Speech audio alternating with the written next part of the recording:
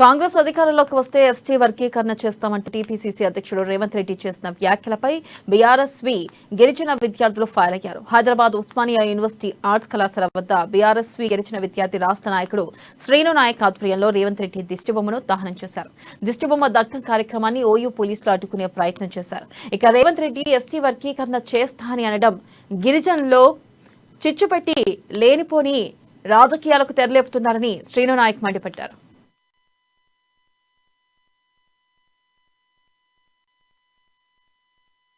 సన్యాసి రేవంత్ రెడ్డి, నువ్వు ఒక ప్రదేశ్ కాంగ్రెస్ కమిటీ అధ్యక్షుడిగా ఉండి ఈరోజు నువ్వు బంజారాలను ఈ లంబాడాలను కించపరుస్తూ ఎస్టీ రిజర్వేషన్ను ఎస్టీ వర్గాన్ని మీరు విభజించాలని వర్గీకరణ చేయాలని మీరు నిన్న V6 మీడియా సందర్భంగా మీరు మాట్లాడడం సిగ్గుచేటు, అత్యంత దారుణమని ఈరోజు మా బంజారా సమాజం తెలంగాణ లంబాడాలు ఏకఖండంతో మిమ్మల్ని ఖండిస్తున్నారు.